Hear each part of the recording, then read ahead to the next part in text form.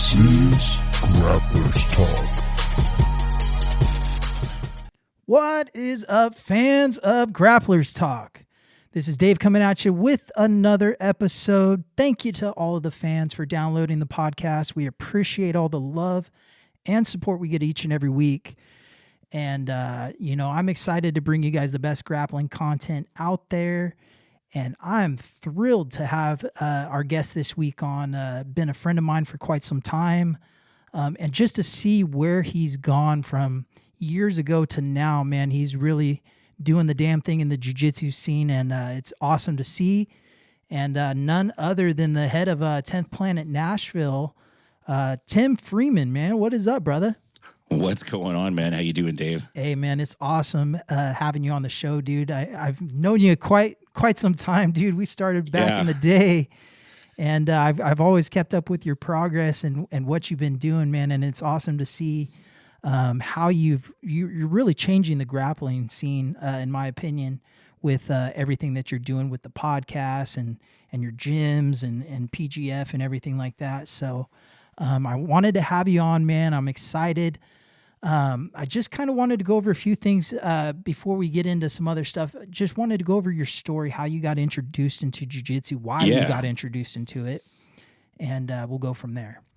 Yeah. Well, first, man, thanks for having me on. I'm getting old is what it is. It's like some people I'm like, dude, I met this guy almost 20 years ago. Yeah. Like, what the heck? So I got started doing jiu-jitsu in 2005, and I didn't have any combat experience. I didn't have any, I watched Karate Kid growing up. That was the extent of my martial arts knowledge, and I was kind of getting overweight. And I remember having this moment where I was in the car in the passenger seat with a friend of mine, and we were going to Starbucks. We're in the drive-thru. And I caught one of those side glimpses of myself in the side mirror. And I was like, damn, I think I'm going to be a big fat dude, man. I think that's where I'm headed, dog. And so I kind of felt bad about it for a couple weeks. And then I had called up my cousin, Big MF, Matt Freeman, and said, hey, man, I knew he was training jiu-jitsu and messing around with fighting. And I asked him, you think jiu-jitsu would be a good way to lose weight? And he was just like, yes, go. And he told me, you need to go down to Pacific Coast Martial Arts, ask for Nick Diaz, tell him Matt Freeman sent you. And so I don't know shit, dude. So I'm like, okay. And I put on my beefy Hanes sweats and my white oversized t-shirt. And I fucking went down there, rolled in. I'm like, I'm here to see Nick Diaz. We're like, oh, he's over there, right? So I go down there and I'm like, this is a true story, man. True story. I go up to him and I go, my name's Tim Freeman. Matt Freeman sent me. And he goes, who the fuck is Matt Freeman? And then I realized, oh, wait a minute. I might be in a hostile room right now. I don't know. And I started stuttering and, he trains jiu-jitsu and he told me to come train and blah, blah. And then he goes, it's cool. I probably don't remember him. That day, Nick gave me a private lesson. Oh, wow. He's just like, we don't have class right now, but you're here for your first time. So fuck it. I'm going to give you a lesson. And we worked on a bunch of shit I couldn't do, and I just started going there once a week and just getting my ass whomped by all those guys. Oh yeah. And I was the only one with a kid and I was married. I had a regular job. I was sat in a cubicle all day. I was a regular dude. I was the only guy in that group that was a regular dude. And I kind of started realizing early on, I don't think I'm part of the crew here, because I would show up for class on Thursday at 7 and nobody would be there. And I'd wait for an hour, what's going on, And they'd roll in late and be like, you didn't get to text? I'm like, fuck, dude, I don't even know how to text. It's 05. I don't fucking know, dude. Yeah, different world. Yeah, and I met Sean Johansson. You remember Sean Johansson? Good friend. America's son. And he came in to train at the gym one of the days when I was there. And we were training, and he just kind of stopped halfway through our round. And he he didn't say it in a way that was like, I want to get you to switch schools because I want to like get students. It wasn't like that. Sean wasn't even like that anyway. Yeah. He just looked at me and he goes, dude, this is not the gym for you, dude. And so I go like, where do you train? Because Eric's place, Eric Shingu, in the day, his gym was on California Street. You couldn't fucking find it. No, it was hard to find. No signs. No like triangle on the door, no lights, no nothing, man. Yeah. And so he's like, well, we have a gym. It's like right around the corner, but we train in the gi. And at that time, I didn't know apples from bananas when it came to the gi versus no gi thing. And so I thought, okay, like I'm going to go try it out. And I remember we went on a little family trip up to Montana for a couple weeks and I came back and I'm like, okay, when I come back, I'm going to go check out this other gym. And I drove by a couple times. I couldn't find it. Like, I don't know where the fucking gym is. It wasn't on the internet. It wasn't in the yellow pages. I didn't know anyone who knew any of these guys, right? And so I decided, like, I'm just going to start driving by, like, every evening and see. And sure enough, I cruised by. I saw some dudes in there, and I'm like, okay, I'm going to, like, this is the spot. And I went up to the door, and there was a little phone number on the door, like this fucking big. You had to be right on it. And I called it, and it was Eric. And I'm like, hey, you know, I want to do jiu-jitsu, blah, blah, blah, blah. He's like, yeah, come down on Thursday night, blah, blah, blah. And I remember leaving my house like, okay, I'm going to go try out this new gym, honey. I'll be back. And I drove down. I was driving down California Street. And, you know, Ernest Mello. Yeah. So Ernest, dude, I'm driving down. It's in the summer. And he busts out the front door. Boom. And opens the front door. And he rips his gi jacket off. And he's just like sweating, dude. And I'm driving slow. And I'm like looking. And I'm slow. And we lock eyes. And I look at him. And I'm like, oh, fuck this, dude. And I went back home. I told my wife they were closed. Nobody was there. And it took me a couple weeks to get the nerve back to go back down there. Oh, yeah. And that day, you know, it's a lot different now. People come into gyms and everyone's trying to be nice and everyone kind of realizes like, you know, we need people to like actually pay tuition, keep the lights on. And so back then it wasn't so much like that. It was like, dude, we're going to fuck you up and find out if you really like jiu-jitsu or not. Right. And very different dynamic back then.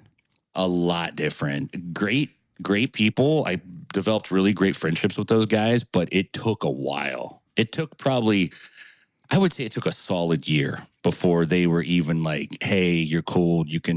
We'll tell you when we're going to train, you know, we'll help you out. I remember just Chuck Walker just knee riding me up into the wall and just pat me in when we're done. You're doing great, man. It's like, I'm not doing great, dude. You're killing me, man. Yeah. That gym was how I got started. It was a very tough gym. Like it was intimidating if you walked into that gym back in the day on California Street. First of all, it was a horrible neighborhood.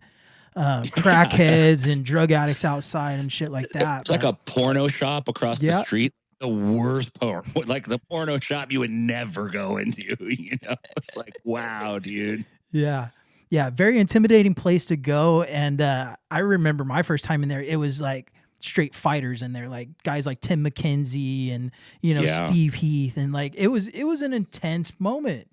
And a lot of people, I'm sure, were turned off by that or, you know, intimidated by it. A lot of people. Yeah. I was intimidated in the beginning, but I was so hooked on the fact that you couldn't fake your way through jiu-jitsu. Yeah. Like you could either do it or you couldn't. And we rolled every night and you always knew where you stood. I really got hooked on that feedback, even though it was terrible and I just got my ass kicked forever. But there was something honest about it. And I really liked that because I knew like I could go do karate, and I'm not shitting on karate, but if you show up to karate and you go pretty regularly for 3 or 4 years, you're going to get a black belt karate. Yeah. You know, and you're going to learn some things and you're going to get toughened up, but it wasn't like what was happening in jiu-jitsu, especially then. I think we're a little bit nicer to people. We kind of ease them into it, not really reveal how fucked up it really is in the beginning, you know? Yeah. Get them hooked first and then they'll find out down the road. Absolutely. So, yeah, that was my kind of birth into it. And, I trained with that crew of guys for a long, long time. Yeah. And it was fun, man. Yeah. And I remember when Eric moved to right off of Pacific, right? Yep. In that roll-up garage space, and lots of dudes came through there. Yeah. And dudes were tough. Yeah. I think the technique has changed a little bit, but toughness-wise, I kind of think they were tougher back then. Yeah. It was a different kind of person. Yeah, somebody told me that they trained at Xingu in like 2008 or so, and they were like, it was one of those gyms where you either got tough or you never came back. And and it's true. Like the people that didn't last did not, make it through there. So yeah. So going from Xingu and getting involved in that, I remember seeing you. I remember your blue belt promotion like it was yesterday. Yeah. I still have I have the video of that still, dude. Yeah. Correct me if I'm wrong, I remember like you like popped your rib or something like that. I separated my shoulder. Okay, that's what it was. Yeah. So they had me run the gauntlet twice, which Eric, I got massive respect for Eric. I love Eric, but he was an evil fuck, dude. Yeah. He made me run the gauntlet for every stripe I got. Yeah. So by the time I got my blue belt, it was my 5th time. And this was the first one they videoed. And I kind of thought like, man, this is kind of fucked up, but hey, I'm just going to do it. This is what they're all doing. I'm going to do it, And in the video, you can see Ernest just beating the shit out of me, dude. Like multiple hits with the belt. And after watching that, and feeling that, I made up my mind, like, I'm going to get some next time somebody gets promoted. And I just turned into one of them is what happened. Yeah. You either get on board with start drinking the Kool-Aid or you get the fuck out, right? Get out. Yeah. There was a lot of dudes that came in hot and they seemed like they were going to be good, but they didn't like that kind of punishment and they eventually faded away. Yeah. Yeah. It was a very different dynamic. I remember so many times, like, and Eric was a guy too, like, I mean, I loved him to death, even to this day. Like, he was one of those guys where you miss practice a bunch and then it's like, all right, now you got to go with Chuck Walker and he's going to beat the shit out of you. And Chuck would go hard and tear you apart. Yeah, he would. Yeah. There was a while I skipped practice. I was partying with the boys and drinking and hanging out. And Eric knew exactly what I was doing. And I remember I went in and he goes, all right, you're rolling with Chuck all day today. And Chuck just punished me. And I still went back. Hey, I'm still here. Yeah. So.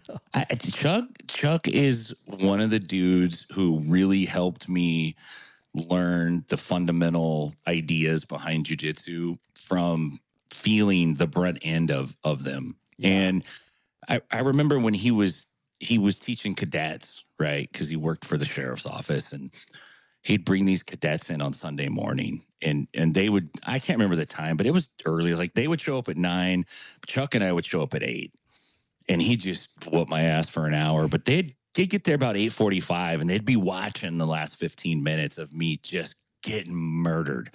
Doing, 2 minutes of knee on belly escape, 2 minutes of mount escape, 2 minutes of side control. And it was torture. Yeah. I still have flashbacks about rolling with Chuck Walker. And in one way, though, like there's some things that people do now that he did so well that it doesn't bother me when they do it. Because it's like, you're never going to do it as mean as he did it, dude. Like, that's not going to work anymore. Very true. Very true. Chuck's a one-of-a-kind guy. Like, if you rolled with him, you definitely remember those certain roles, Yeah. Though, he taught me a lot of lessons that really were good lessons, though. But he taught you in a way where, he wouldn't tell you, like, hey, I'm going to mount you and slap you in your fucking face. Yeah. I'm just going to mount you and say, okay, get out. And when you start moving your hands around, bam, right in the head, dude. And you're like, oh, shit, I need to cover up. You know? Yeah. He taught you like that. And he's like, sorry, man, I couldn't tell you because it wouldn't have been real. Yeah, very true. And he's right. In a way, he's right, Yeah, very true. It's changed a lot, though, nowadays. The dynamic of jiu-jitsu now is a lot different. It's more well-known, easier to find. And, you know, you talked about '05. There was no YouTube with jiu-jitsu videos like what we're talking about now, you know. It was a different world when it came to the amount of knowledge out there. So you just kind of had to keep going with your instructor, keep going with your training partners, and pick up stuff from there and books. I remember those early days. You guys were really into Eddie Bravo's Mastering the Rubber Guard. Yeah. Yeah. I remember you guys like studying that book. I was a little bit younger, so I would just kind of listen to you guys talk about it. And I was like, who's this Eddie Bravo guy? Yeah, me too. Yeah. Ernest was really big on a lot of that stuff. And I remember him teaching it and showing it. And I remember going to jiu-jitsuforums.com and making some post about Eddie Bravo. And they had a script they hated Eddie Bravo on this forum. So anytime you put anytime you put the word Bravo, it changed it to 0. So like your post would go out and it'd be like Eddie 0 this and Eddie 0 that. And so I was like, what the fuck is going on? And I hit up the admin on the board. I'm like, what happened? And he goes like, oh, that guy's like phony baloney. And his guys come in here and spam the board with their bullshit techniques. And so we do this to like cut it back. And I told him I wasn't even a 10th Planet guy. I was like, that's lame, dude. Yeah. Like, that's lame. And then they kicked me off the board. And so then I'm like, I got to figure out who Eddie Bravo is, because if all these people hate him, he's probably doing something right. Yeah. You know? Oh, absolutely. I kind of just looked at it. And a lot of people, I can't speak for them, obviously, but a lot of people, you know, when he beat Royler Gracie, you know, that kind of changed the dynamic of jiu-jitsu. Like, the Gracie way isn't the only way. You know, there's other people out there that are developing techniques, Marcelo Garcia, other people that have really good technique. And, you know, so if you were a Gracie guy or a fan of Gracie jiu-jitsu, then you might have hated on Eddie Bravo back in the day. Yeah, it was a tough pill to swallow. And up to that time, Royler had never been tapped in a competition. And it was just, I think a lot of people forget how great Royler was. Yeah. You know, he was great. He was great no-gi. He was great in the gi. And he fought. He was tough, dude. He was real hard to beat. And nobody had tapped him. Yeah. And this Mexican dude comes out of nowhere. Yeah. Taps him. And the funny thing is, like, Eddie was a brown belt at the time. But Eddie didn't even make it past the next round. Yeah. I believe he got beat by Leo Vieira, who was awesome on that run that year. And it kind of opened some eyes, but then it also started a lot of hate. Yeah. A lot. He got lucky. You know, he just did some bullshit stuff and blah, blah, blah, blah, blah. Yeah. I remember he was doing like twister type techniques and stuff like that. And everyone called them neck cranks, you know, and some tournaments they weren't allowed, or he'd get. They're still not. Yeah. In IBJJF tournaments, they still call it a cervical spine lock. Wow. Which is insane. It's like, you could rip my arm off. You could choke me unconscious. You could knee bar my leg till it bends the wrong way. Tear my ACL. Yeah. You could guillotine me. You could do all these things that could fuck my neck up, but you can't do that, because that's the one thing that guy did. Yeah. You know. Yeah. Something else. But so you trained at Shingu for quite some time. Then you moved on from there. You went over and trained a little bit with Crosley, I believe, right? Yeah. So, you know, what happened was somewhere, I want to say around 2008-ish, 2008, 2009, a few of the guys split off from Eric, which at that time I was totally unfamiliar with the culture of gyms and that they often have these types of situations. And I was mostly training with those guys. And so when Ernest and Chuck kind of split off and did their own thing, they just said, hey, you're an adult. This is where we're going to be. Make up your own mind. And I was primarily training with Chuck at that time. And so I was like, well, I'm going to go train with Chuck. Yeah. You know, not really understanding the drama that is involved in that. Now, as a school owner, I see it from a different perspective. Right. And I get, whether it's right or wrong, I get it. You know what I mean? But at that time, we kind of split off. And back in the day, there was like, you know, some of the guys were going out to Caesars and training. And Caesar and Eric, they were together, but they weren't really tight. Yeah. That on and off again, right? It seemed like that, you know? And I didn't know much, but it's kind of seemed like that. And some of the guys started showing up at Crosley's, and Caesar was there one day, and he saw some of Eric's guys there. And then he hit up Eric like, yo, these guys got to pick a flag. Like, and so then there was this concentrated effort to like, no, you guys can't go there. And it was pretty good for 3 or 4 months. And then it blew up. Yeah.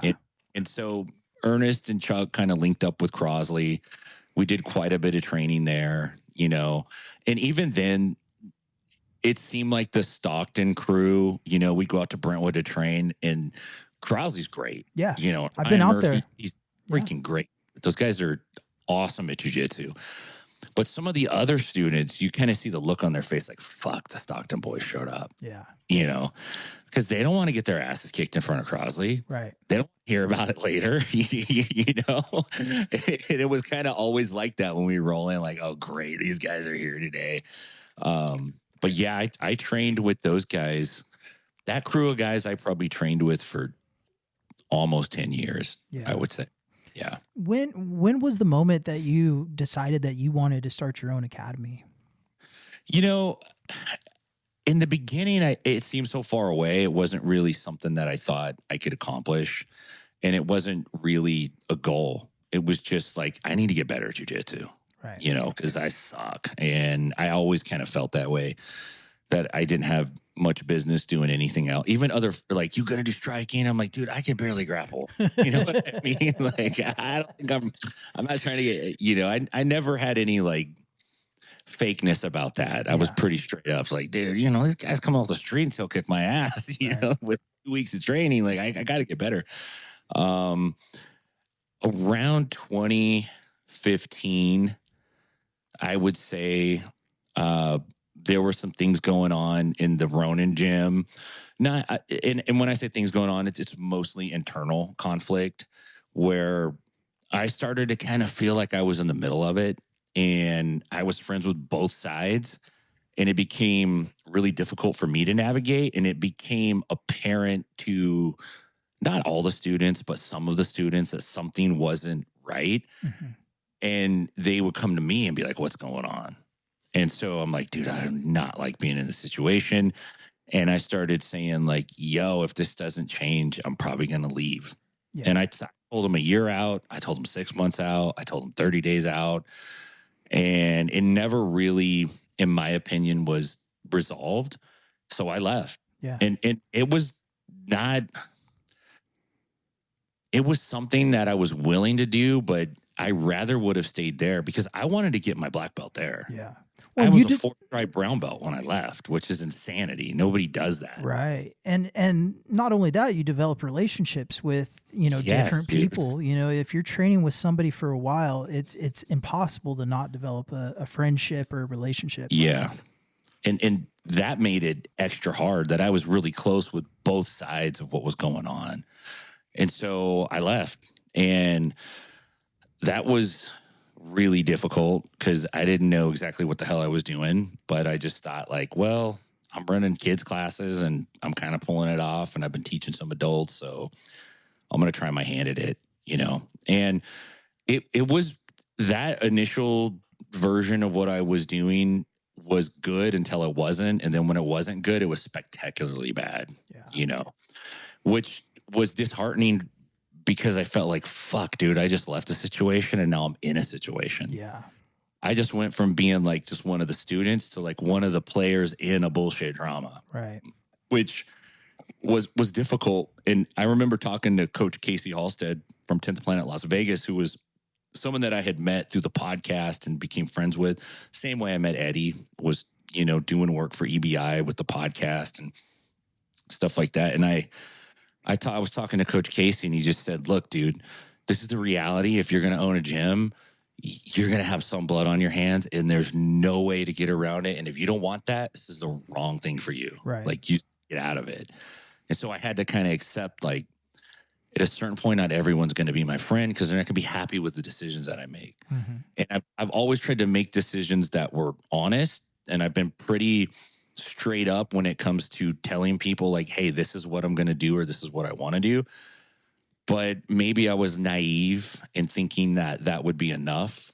because it's not enough. And everybody has a perspective and everybody has a backstory and a history that's not mine. Mm-hmm. And so sometimes that's hard to reconcile, and sometimes it doesn't work. And so I did that with Stockton Jiu-Jitsu for about almost 3 years. And then it just kind of started going south fast. And I felt like I'm not going to hang around and do this like I did. I'm just going to fucking cut it and go do my own thing, and whatever happens, happens. Right. And at that point, I had been doing a lot of no-gi jiu-jitsu, and I had been training, not a ton, but with some 10th Planet stuff, dropping in sometimes to those schools, getting to know that group better. And I always felt like out of all the teams that I trained on, and this is not a diss on the Ronin guys, because those guys were like, I still really, really value that time. And even though, there's some things that are like, okay, I might not ever be homies with this guy again, I still have a lot of respect for them and for what they're doing. And I acknowledge that. I could see that. So I didn't have those kinds of relationships with 10th Planet. These were just new dudes that I was meeting, but I liked the openness of it, in that Eddie always put a light on whatever other people were doing. If it was good, he'd be like, check this guy out. Yeah. And he could have been like, I'm fucking Eddie Bravo. I tap Toiler. Fuck you. This is about me. He could have, and a lot of dudes would have, but he wasn't like that. And that was very appealing to me. And I remember asking Coach Casey, I said, hey man, I kind of would like to open a 10th Planet, but I don't want to do anything that is going to drag on the 10th Planet as an association, or that's kind of, I don't know, not play well. Yeah. My friendship with him and my friendship with Eddie was too important. So I got his feedback, and he thought like, nah, dude, I think this would be great, and I think you should do it. And so I called Eddie and I said, hey, this is what I want to do, but I value your friendship more than that. If you don't think it's a good idea, just say it's not a good idea. We'll still be homies, but I'm still going to do something. I just won't be 10th Planet. And Eddie was like, no, dude, let's do it. Like, that's fucking 10th Planet Stockton. Let's go. That's awesome. Yeah. And so it was hard. I was 40 years old when I did that. And it was hard because I had to get certified through Eddie, and there was a bunch of shit he made me do, and I didn't really succeed the first time around trying to do it. And I kind of felt like, dude, I'm an old dog trying to learn new tricks. Yeah. I almost stopped. I almost just said, fuck it, dude. I'm just going to go sign up somewhere and be a student. And my son, Noah, at the time was, man, how old was he? 14 maybe. Mm-hmm. And you can't stop. Like, what are you doing? Why would you stop? You have this opportunity. Yeah, it's going to suck for a while, but you got to do it. And that was one of those reverse parenting moments where your kid like kind of gives you good advice. And he had been training for almost 10 years at that point. Wow. So he was already into it, so he's like, you got to keep going. And so I was like, all right, I'm going to do it. And I did it. And I thought I was going to live in Stockton forever, honestly, and then, and the gym was doing good, dude. Like, I quit my engineering job and I was running the gym full time. And I felt like a dude who robbed a bank and got away. That I kept looking over my shoulder like, dude, this is too good to be true. Like, everything's working fine. The school's flourishing. And then COVID came. Yeah. And I was like, motherfucker, I knew it. I knew it was too good to be true. Yeah. And that was a tremendous hit. Yeah. At that time, nobody knew what the hell was going to happen, And so we closed the school for a couple months, and I was like, man, if people can go to Home Depot and Walmart and Target, then we can do jiu-jitsu. Fuck them. Yeah. And so I taped up the windows and just hit up every student, told them, look, this is what I'm going to do. If you don't want to do it, no hard feelings. Like, everybody's handling this the way they're handling it. I get that.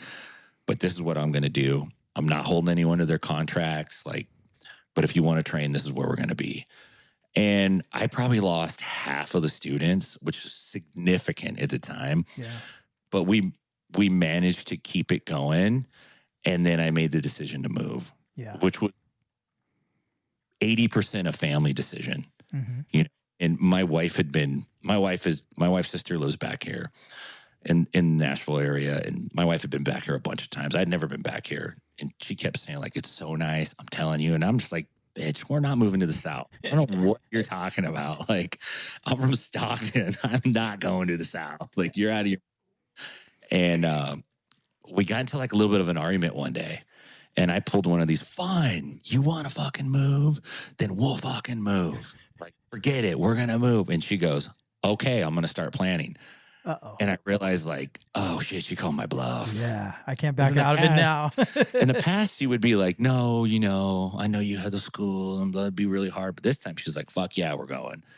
And I'm like, oh, no, which was super hard to navigate. That was probably the most stressful time in my life because I had already quit my job a year prior to that. And now this pandemic happened.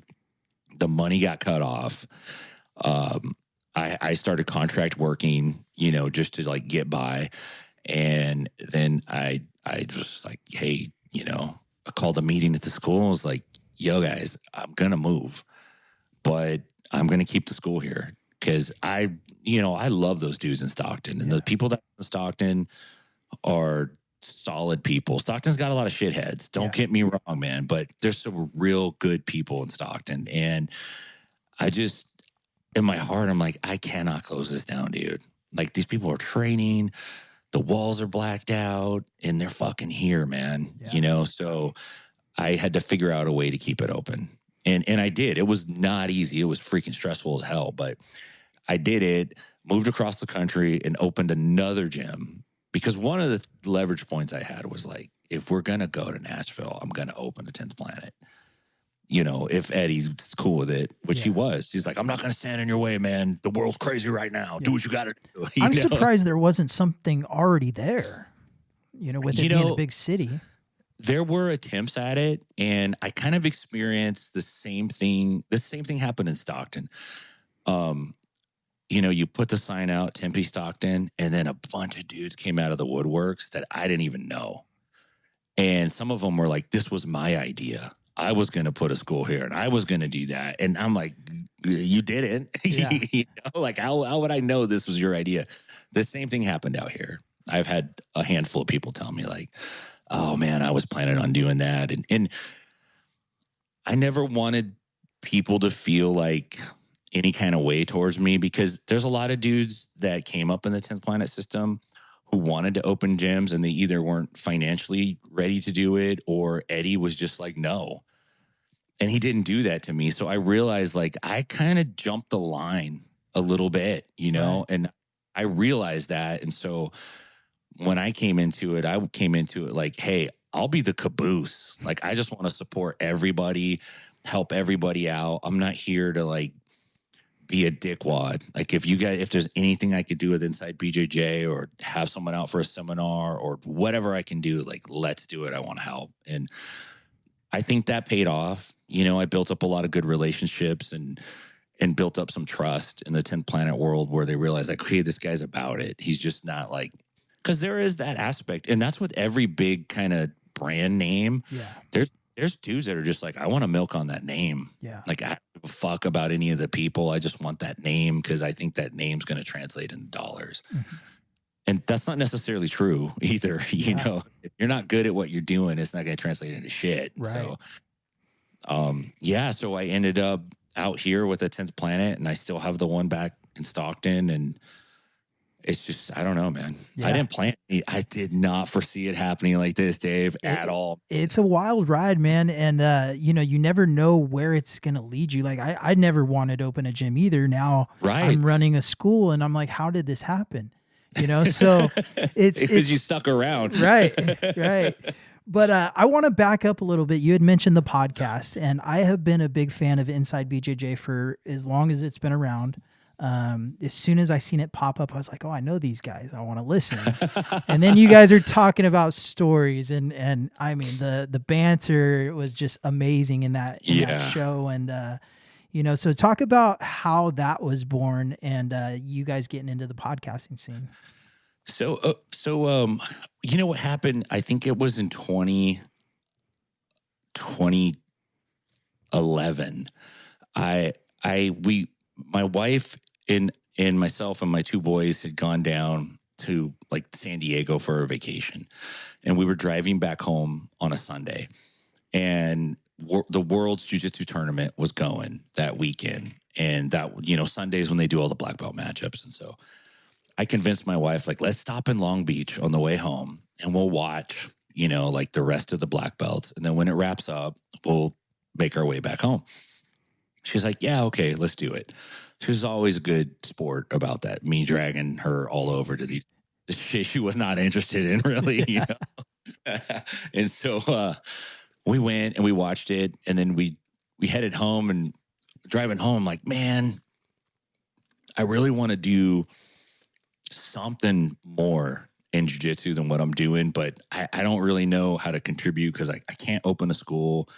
Nobody's going to buy some bullshit DVD from me, And so the only thing I know how to do is I work as a software engineer. So I know my way around that.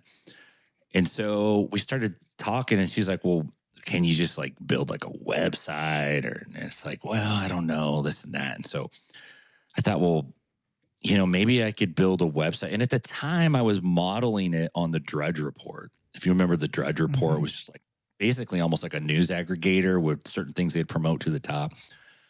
And so on that drive home, I'm like, what would I call it? And I thought of Inside Bjj. So I'm like, I think I'm going to like see this. And I got home and checked, and nobody had that domain. I'm like, that's mine. I registered it. And so I built a bunch of aggregators that would go out to the internet and find jiu-jitsu, content. And it would scrape, the main players back in the like Gracie Mag, Jiu-Jitsu Magazine, all that kind of stuff.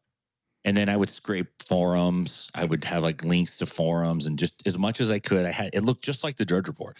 Then I would have a lead in the middle that was an interview that I would do. So I would call these dudes up, and I would interview them on the phone, and then I would type up the interview, which was murderous because they didn't have all this speech to text bullshit. Yeah. Like I had to type it up, and these dudes had bad English.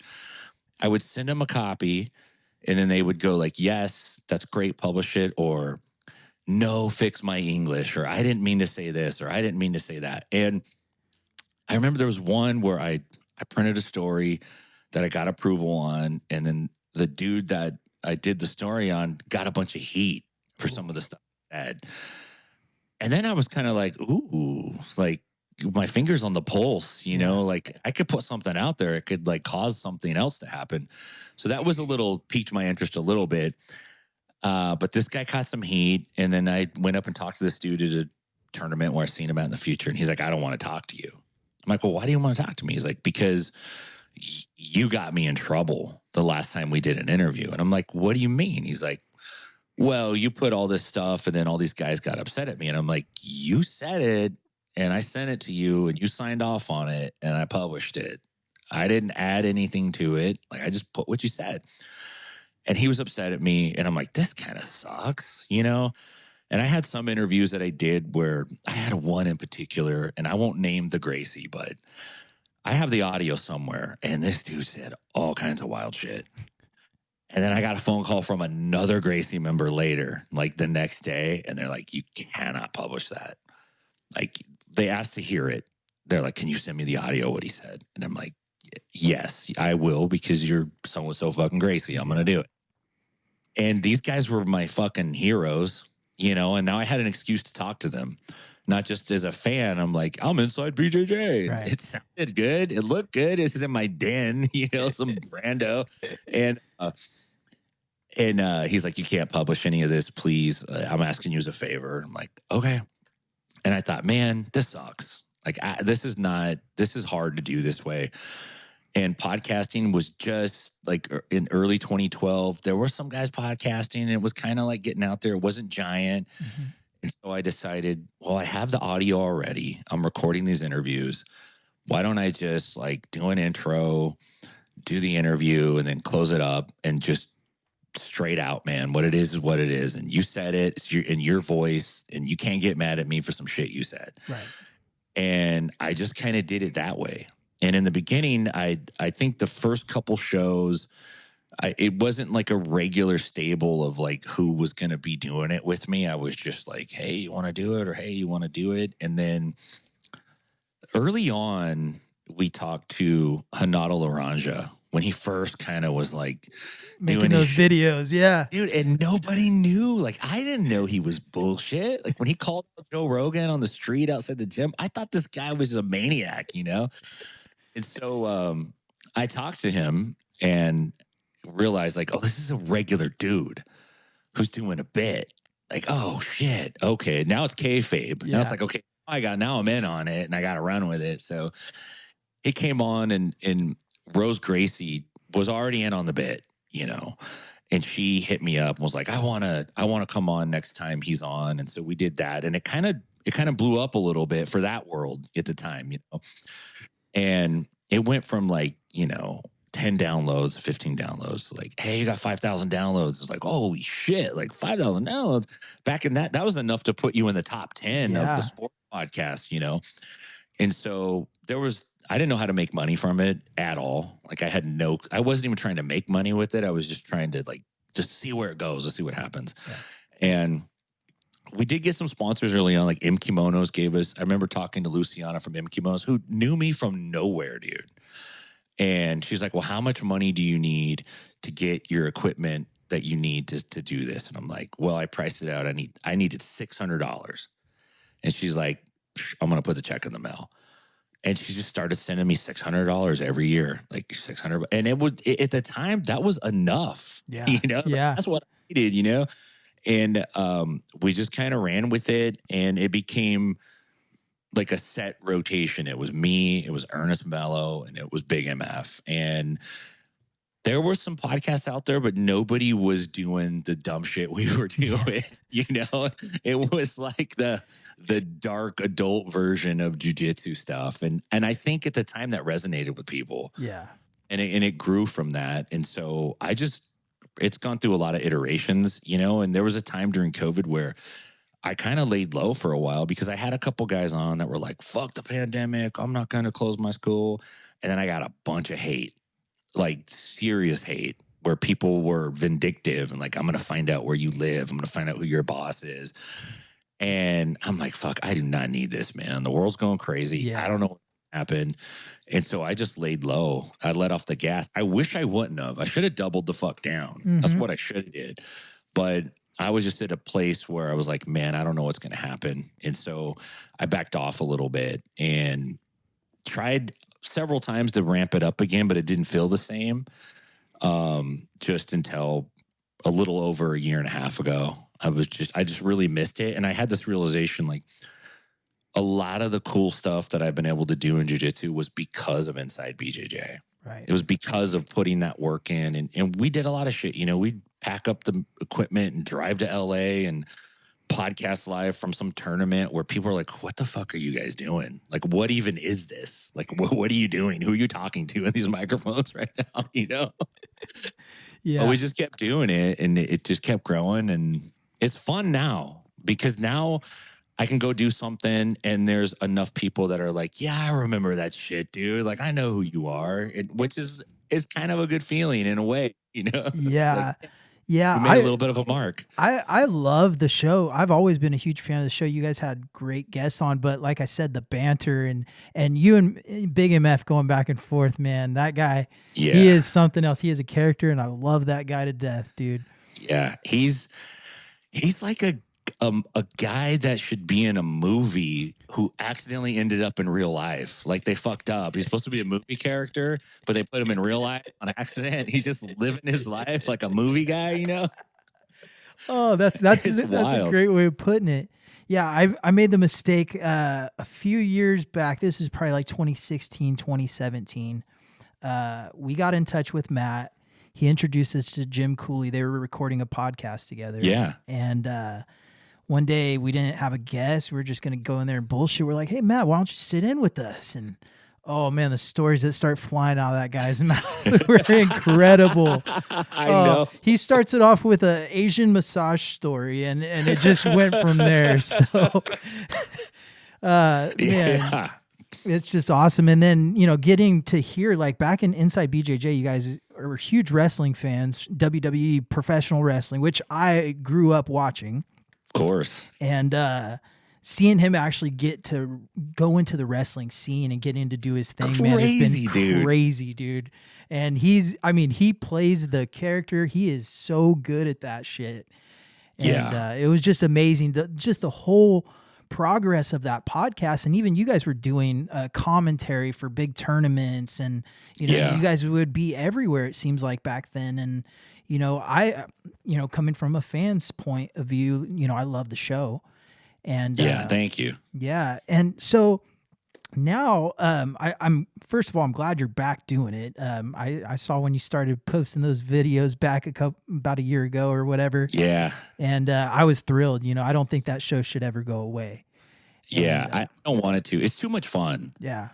It's a lot harder not being in the same room with Matt. Yeah. It's been really difficult, and he's been on sometimes, but it's been much harder. The time difference is more tricky than what I thought it would be. And he has all kinds of shit he's doing too. Yeah. Up to the point there was like every weekend, he's like, I'm wrestling this weekend. Like, I don't know what to take, man. I'm wrestling. We're going to win the tag team titles, or we're going to drop the straps, or I'm going to face this guy in a battle royal. I was like, do your thing, man. Yeah.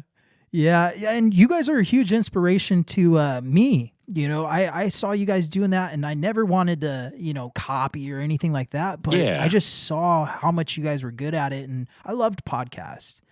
Yeah. And so I started Center in the Saint, and now Grapplers Talk, and it's just kind of a thing that's developed, but as a fan, as a big fan of the whole thing. So, talking now, just recently, I guess about a year ago or so, I started seeing you pop up all over PGF. Yeah. And just wanted to kind of pick your brain on how you got involved in that. Yeah. So Brandon McCatherine, the guy that runs that, has been a friend of mine for a long time. I met him on the internet, on the SureDog message boards, and kind of interacted with him a little bit that way. And Matt had met him kind of similarly. And I want to say around the time that they were going to do Eddie Hoyler 2, which I think was Metamorph, right? Was it? Yeah. Metamorph 3 maybe, or 5, one of those in there. Sorry, I lost my train of thought. Okay, sorry. Brandon had called in. Matt had talked to Brandon, and he called in and played a song that he wrote called "I Dominated Eddie," and it's in the voice. It's like in the voice of Hoyler, And I was like, "This guy's great, dude." And so we stayed in contact that way. And Brandon, I remember we had an Amazon click-through link that we were pushing out there, and he bought a bunch of equipment through there. He spent a shitload of money, dude. And we got a pretty good piece from that referral. I was like, God damn. And I just always stayed in contact. I really liked him. I got along really well with him. And then eventually I became part of 10th Planet. And I was like, oh, hey, this is my homie. And I would see him at the 10th Planet events. And then, I'm always like, man, I'd love to come out to Alabama, but I just literally don't have a reason to go out to Alabama besides going to visit your school. And it's just, I got a lot of shit going on, and I don't know if I'm going to do that. But when we decided to move back here, the first thing I did, I'm like, how far is Decatur? It's an hour and 40 minutes. It was the first place I went. We moved out here. I'm like, I'm making a trip to Decatur. We've been on there a bunch of times, and I got to develop an even better relationship with him. And when he was doing PGF, I'd say season 4, he hit me up, was like, you should come down and help us. And I didn't get what they were doing with it. I knew he was doing a lot of different stuff. And I was like, yeah, maybe I'll come down, but I just didn't, And then he said season 5, he's like, you should come down. And I kind of was watching it, but I didn't get the format. Right. And they were with it here and there, making changes. And around season 6, he hit me up, said, I'm going to be in Nashville. I want to come down and hang out. And I'm like, well, I'm going to be doing the podcast that night. You want to just be the guest? And he's like, yeah, I want to be the guest. And then that was the night where he broke the news about like season 6 is going to be in Las Vegas and we're going to give away $100,000. And I was like, holy shit, dude, for real, you know? And it really motivated me to be more involved. And so I kind of had the podcast engine running again. And I'm like, yeah, dude, this is awesome. And he had hit me up around March of that year and said, well, you want to come out to Las Vegas for the 10th Planet, for the PGF qualifiers and do play-by-play with me. Because back now they record them and they just edit it up and put out a 30-minute thing, which I think is good for the qualifiers. But then they were live streaming it, doing play-by-play. And I was like, I do, but I don't know, dude. Like, you know, I don't know if my wife's going to be super chill with me traveling all over. And so I said, it's probably not going to happen, but we'll see. And so I talked to Stella about it. She's like, dummy, like, this is your chance. You need to fucking go. Like, what are you doing? So I went, and it was awesome. And I got to meet the crew of people he was working with. And I knew some of them already, but then I got to meet his business partner, Zoltan, who's a fucking rock star, you know, who has a castle that I got. It was mind blowing. I'm like, this fucking Brandon has like really come up in the world, you know? Yeah. And he was doing all kinds of pieces, and he's all over the place now, you know? Mm-hmm. And I was really happy for him to have that, because he's a good, genuine dude, you know? And he's the kind of guy that you can trust. And if you have a good relationship, if you're friends with him, you're friends with him, you know? And so I'm like, yeah, I'm going to do this. And not too long after, he said, hey, I have this idea where like we want to have a pre-show and a post-show that wraps the PGF event, and I want you to be part of it. And I'm like, yeah, dude, that sounds great. And he's like, I got a couple other guys. And I'm like, well, who do you got? And he's like, Rafa Sparza from Verbal Tap or Grappling Hour, and Jake Watson was the other guy at the time. And I've known Raf for a long time. Raf started Verbal Tap, I want to say like 3 weeks before I published my first Inside Bjj podcast as a podcast, right? And we had like a fake feud where we would talk shit about each other. We'd gone on each other's shows, but I always was competing. Like I kind of was like, hey man, I want to do better than this guy. And he was right down in LA in the thick of it all the time. And I used to always fucking cheat me, dude. I'm like, God damn it, man. And we hadn't been in touch in a while, you know, and he's like, Raf. And I'm like, Raf, my fucking frenemy, Rafa Sparza's the guy. Are you serious? And he's like, yeah. And so Raf hit me up and I'm like, yeah, let's do it. And he's like, hey, we got to do some weekly shows leading up to it. So we have some reps in, we have some rapport. And it was so much. I enjoyed working with Raf so much that I realized this is pretty cool and we're really good together, you know, versus like, I'm going to do my own thing and your own thing. It's actually better when we cooperate. And so we did the PGF season 6 out in Vegas, and it went so well. When it was over, we just thought, man, let's keep the bullpen going, right? And let's keep running it forward and see what happens. And it's just been great, you know, ever since. I really enjoy doing that show with Raf, and Kevin Sherrill is the other co-host who we brought on kind of in the beginning is like, hey, we're going to see. We tried out some different dudes, and it was just more of like whose schedule can do this, who fits well, like how's this going to work? And so we were like, we think Kevin is probably the best fit for what we're doing. And that's not a knock on anybody else, you know, but so we ran with that, and it's been good, man. Yeah. It's been so much fun, and we're growing that, and everyone's kind of still doing their own thing, but we come together like Voltron and once a week and do that. And we're trying to have a real sports show about jiu-jitsu. Yeah. You know, and it's almost like a pilot. Like people go, oh, that's pardon the interruption or whatever. That's kind of looks like that. And we're like, no shit, dude. Yeah. We're to show you something that already exists, but do it in a jiu-jitsu format. If we want to change colors and the board and that's all shit we can do. But if you don't get the point, then there's no reason to do all that stuff. Right. Right. And, it's crazy because, like, if jiu-jitsu keeps growing at this pace, right, you guys may be the number one grappling show in the world. Yeah. You know what I mean? Like, it has the potential. It's like if you could get on with ESPN right when it started, right, or right when it started building momentum, who wouldn't, right? Yeah. So I love the PGF because it's a lot different than any of the other stuff out there. Different vibes. Like I love the ambiance of where they're doing the matches with the couches, the celebrities, the jiu-jitsu guys all around.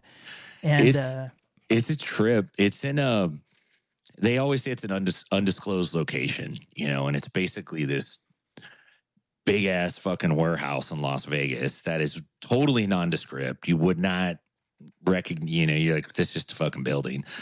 And you go inside and it's all curtained off, these huge black curtains, and there's a walkway, and you go to the left and it's just audio equipment for days, dude. Like miles of cords and adapters and everything you could possibly think of. You go further back and it's like a full-on soundstage, a lighting rig. Everything's there for a band like Five Finger Death Punch to rehearse and do their whole show with the lights and the pyro and the sound. Like, they can do it all there. Yeah. And then off on the side is this area they sectioned off, and that's the PGF set. And, they put it together and break it down at the end of the week. But it was really kind of a trip to walk in there and see how it was set up. And then when it fills up and all the pretentious people are there with their animals and their fucking sunglasses and all that, it's definitely a vibe, man. It's just, it trips me out to be there. It's like, this is the jiu-jitsu crowd here for the, but the thing I like about the PGF the most is probably the thing that some people dislike, and that it's 5 days of matches. And if you're an athlete, on Monday you have 3 matches, on Tuesday you have 3 matches, on Wednesday you have 3 matches, on Thursday you have 3 matches. Now, I was never a great competitor. I was mediocre, 50-50, won some, lost some. I got out there and did what I could do, but I was never elite level. I knew I wasn't ever. I was 27 years old when I started. There's dudes that had their fucking 3rd degree by that time. When I got my black belt at almost 40, you might fight other guys that got their black belt like you late, or you might fight a guy that's been a black belt for 20 years and just get whomped, but you have one match, you lose, you go eat pizza and you go home and you're happy. At the PGF, you go get your ass kicked, you got to come back out in 25 minutes, dude. Yeah, that's one dude got tapped 3 times the first night in season 7. And it was like, oh, this guy's going to have a rough week. He comes back day 2 and starts fucking dudes up. Yeah. So it's an Iron Man. By day 3, dudes are dropping out. They're going, I underestimated how I thought this was going to be like, well, I do 15 rounds at open mat, so I could come in here and do 3 matches a day. Not like this. Yeah. Like it's different. And I like that aspect of it, that it's a little bit of a meat grinder, and the best grapplers kind of rise to the top in those situations. They start figuring the game out, and it's pretty cool to watch. Yeah, it's like any sport, right? You figure out the rules, you figure out the game that you have to play, and you can do pretty well at it, right? It may be a learning curve for a lot of people, and some people won't be successful at it because they're not playing the game the right way. But yeah, it's a very interesting concept. I think, it's only been growing over the past few years, and it's only going to get bigger from here. And probably be one of the number one organizations out there, in my opinion. It's too interesting to watch, and you see these other, matches, and they're just your standard grappling match, super fight, or whatever you want to call it. They're coming out doing their thing, but PGF has a whole different vibe to it. And, that disruption in the jiu-jitsu world is kind of what I see with that. It's a lot different, and it's going to change the game a little bit. Yeah, I think it has. I think it already has. Obviously, Craig Jones pulled off a major coup in jiu-jitsu by giving away $1 million, $2 million, right? Which was just like crazy, the question is, can he do it again? Is it sustainable? Is it not? It's hard. It's hard to put on multiple shows and be successful at it. Oh yeah. I think Brandon is building a great culture around the PGF. So all the people that are working behind the scenes know each other. They all get along with each other. Everyone's trying to help each other. There's very little like, I'm going to jump in front of you because I want the camera on me, or, oh man, fuck that guy. There's almost none of that. And that's because of the culture. If you're acting that way, you're probably not going to have a good time there. Yeah. You're probably not going to fit in. And the people that are there, one thing you kind of realize too is like, okay, just because Steven from Fight Pass is here doesn't mean he wants me going up and getting in his face and pitching him my fucking idea. Right. He doesn't want that. He's here to see the PGF. And if I do a great job with the PGF, then my chances are better of growing and doing more. But if I'm just like, no, this is about me and I'm going to use every chance I have to like, hey, beat my chest. Not good, man. It doesn't work. Yeah. You know, people's bullshit detectors are pretty fine-tuned, man. They know. They know when you're trying to fuck around, you know? Yeah. You could always tell if there's other intentions involved in, you know, guys coming up to you and you're like, okay, this guy's just trying to sell me something. All right. Right. Hurry up and go away. He's got a pitch. He's got something he's trying to hook you up on. Yeah. For sure. That's tough, man. But it's a growing organization. It's only getting better and better. I love they do a lot of their stuff on YouTube too. Great following on YouTube from what I see, and you know, I think that these apps like Flow and UFC Fight Pass, they're cool, but you got to subscribe to all these different ones to get all of the content that you want. And you know, YouTube is such a great brand, and you know, to have it on there and readily available is pretty awesome. Yeah, and I think, you know, you limit yourself when you put yourself behind a paywall. And we saw that with Flow Grappling, basically publishing ADCC at the same time that Craig put CJI on YouTube for free. Right. And CJI did crazy numbers. It beat some of the local television that was going on. It beat the Raiders preseason game that was on in Vegas. It beat a bunch of shit that is it doesn't sound that impressive to a regular person, but for jiu-jitsu, huge, ridiculous numbers. ADCC did a tiny percentage of that because they're locked behind the Flow Grappling paywall. And people, they begrudgingly pay for Flow. Right. Or they accidentally pay. There's so much like, I just wanted to sign up for a month, but I didn't fucking read every little checkbox, and I ended up signing up for the year, and they took it out in one chunk, and you're like, fuck. Yeah. And then you forget, and it renews a year later, and you're like, God damn it, they got me again. Now, they put on some good content, you know, Who's Number One is on there. They have some other events that are interesting to watch, but the question is are they elevating the sport in a way to grow the sport, or are they doing just enough that their economics model is profitable for them? And I understand there is a profit incentive. This is America. I'm a capitalist. Nobody's doing anything free, dude. But you gotta also want to love what you're doing, and you want it to be for the jiu-jitsu community. You know, not just like so I could put some money in my pocket. Right. And I think we kind of saw that. And ADCC has a little bit of an identity crisis where they're trying to compete is a big promotion, but they're also trying to go, oh, we're like the Olympics.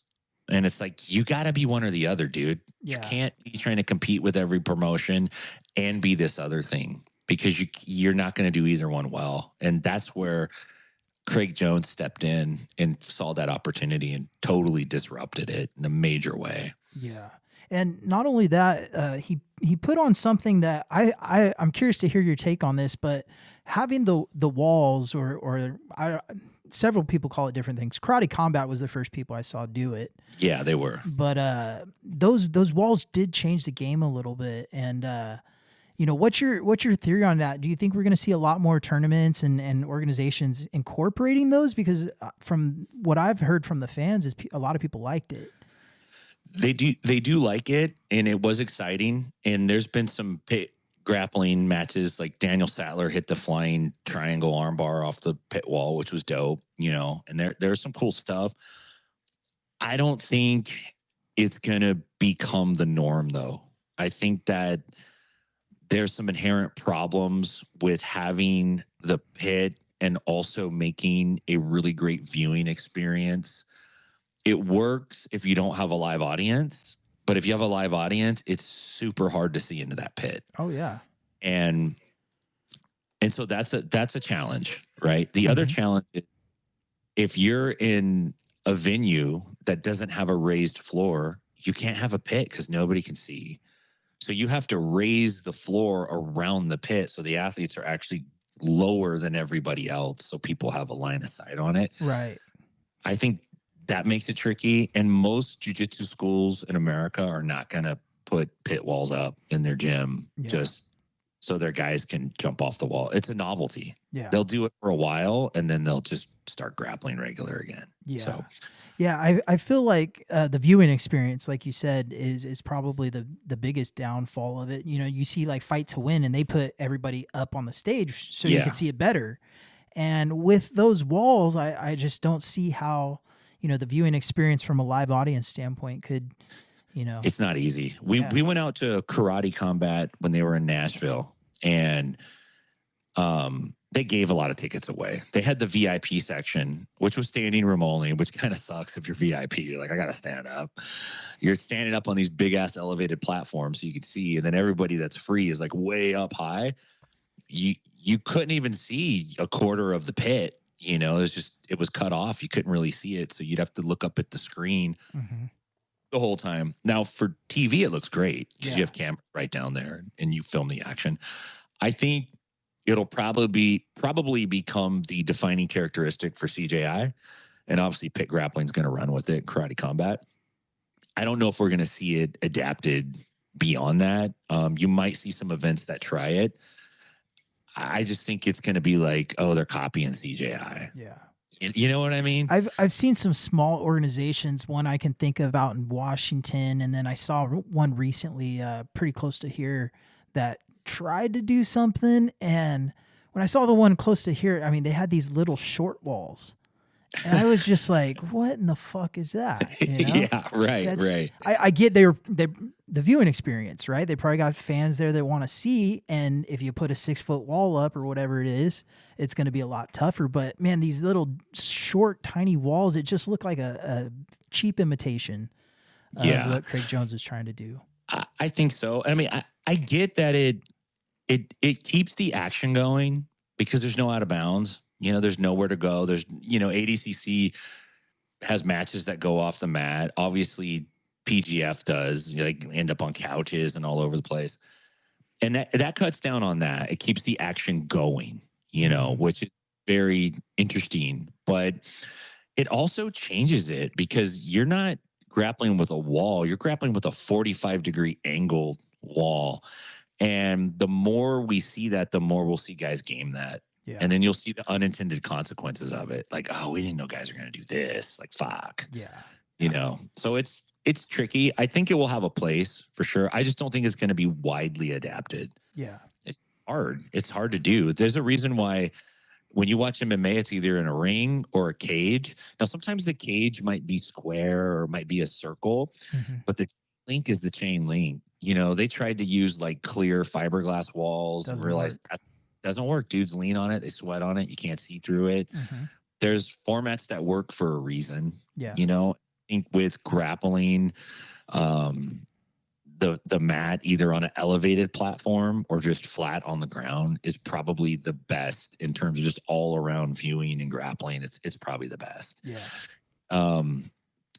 If you look at like wrestling, college wrestling, it's the same. Olympic wrestling, it's the same thing. The mat space is big, but there's a circle, and if you go out of it, you gotta fucking go back in. And sometimes there's penalties associated with it. That has its own set of issues, but no fans are like, I'm not gonna watch this anymore because they went onto the couch and they had to reset them. Yeah. It's like that's cool. That's not a problem. That's awesome. Right. And I mean, if you're training jiu-jitsu, I mean, you roll off of the mats or you get close to the corner, I mean, you got to reset. It's You just, got to it's reset. part of jiu-jitsu.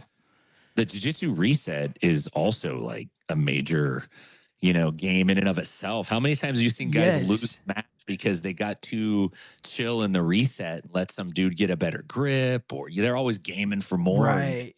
I see that a lot in UFC Fight Pass Invitational. If there is a reset, those guys are on top of like trying to just get a little bit of an advantage in that reset. And there's a whole game to that. There's nothing wrong with that. Yeah. Now the UFC is getting into the grappling game. Yeah. They signed Mikey Musumeci. The Fight Pass Invitationals are really fun to watch.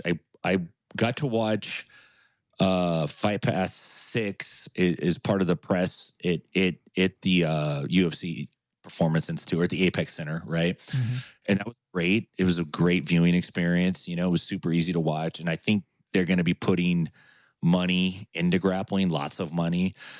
One of the things that has happened is, the UFC was purchased for, I don't know, $2 million or so. I don't remember the amount. It wasn't very much based on, then it was sold for $3 billion or $4 billion. And a lot of investors saw that and were like, fuck, we missed that. That's like 100x earn. And so they start looking at like, well, what else is going on that has potential that we could get in on early and potentially spin off or sell later and make a bunch of money. And I think jiu-jitsu is one of those things, specifically no-gi jiu-jitsu. Yeah. I think the gi is awesome. I don't hate the gi. Got my black belt in the gi, trained in the gi for a long time. But as a spectator sport, dude, the gi is confusing as fuck. If you don't know what's going on, you can't get a wrestling person to watch it because they don't understand what's going on. Right. They don't understand all the little nuances of it. There's so much of it. So I think that is a big challenge for the gi world. But in the no-gi world, it's much easier to understand. It's much easier to see. And if the rule set is right, then it's real easy to watch. And I think, the UFC sees that and they realize, like, look, we have a professional sport. They are the NBA of fighting. They're the NFL of fighting. That's UFC. That's the top. There's other organizations that are cool, but nobody's doing what they're doing. Right. Okay. So in order to feed that machine, you need raw talent coming in. The NFL has a pipeline in colleges and high school where they're developing talent and they're coming up, and then eventually the best guys get into the big leagues. Baseball's the same way. Basketball's the same way. Hockey's the same way. The UFC is looking at things like grappling and going, our next guy, he might come from this pipeline, this grapple funnel. We need to build this up and see who we can pull out of this. Because if we put $2 million into jiu-jitsu and we pull a guy out of there that makes us $100 million, we won. Yeah, absolutely. So I think it's a good thing. What I like about the PGF is that there's a team element to it. And so you're watching guys fight for a team, but they're also earning individual points to hit that individual playoff. And so there's drama. There's the sports drama that's built into the season. And you're like, oh, shit, they're going to sit this guy out today because he thinks he has enough points to make the cut. And like, that's fun. And the more they do that and the more stable the teams get, which I do believe we will get to a place where you will see like, hey, this dude owns this team and they're in all the PGFs. Like, it's a PGF team. It has an owner. Like, the San Francisco Giants have an owner and they're part of a collection of teams. I think we're going to see that eventually. Right now, it's like you got the money, you could have the team for this season. But eventually, you're going to see guys get signed to the teams. They're going to be on that team. And you might see a live auction draft, but they're only filling in spots for guys that they need, which is more like the sports world is like that. You don't draft a whole new team every year. Right. You just draft for the positions you need, So the casual sports fan can understand that because anytime you do something exotic, you need something familiar to connect it to. Otherwise, people are like, I don't know what the fuck this is. There's a reason why the original iPhone came out and the icons, it was all real life. Like the notepad icon was an actual notepad and the phone was an actual phone.